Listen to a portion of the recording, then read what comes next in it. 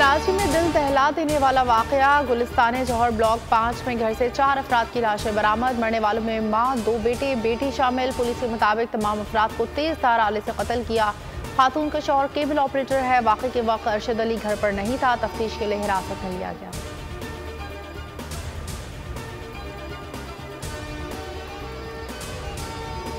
Karachi police की एक और छापा नुमा डकैती। सईदाबाद में पुलिस में शामिल काली भेड़ों की रिटायर्ड पुलिस अफसर के घर पर वारदात। तलाई जेवरात 2 लाख नकदी लूट कर ले गए।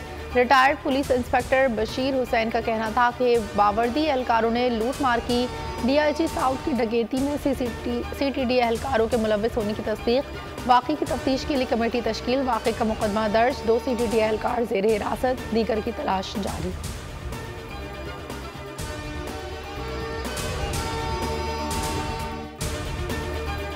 शाहीनों का मिशन ऑस्ट्रेलिया। कौमी स्क्वाड और ऑफिशियल्स लाहौर से बरासत दुबई सिडनी रवाना। निजी एयरलाइन के तैयारे ने अल्लामा इकबाल इंटरनेशनल एयरपोर्ट से उड़ान भरी।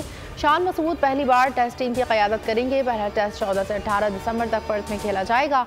दूसरा टेस्ट 26 से 30 दिसंबर तक मेलबर्न में होगा। सिडनी 3 से 7 जनवरी तक तीसरे और आखिरी टेस्ट टीम मेज़बानी करेगा।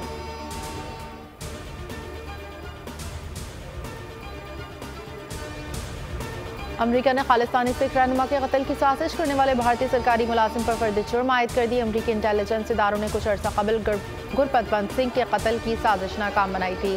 गुरपतवंत सिंह अमरीकी और कैनेडियन शहरियत रखते हैं। अमरीकी महकमा इंसाफ के मुताबिक भारतीय सरकारी मुलाजिम निखिल गुप्ता कातिलाना साजिश में मुलव्विस हैं।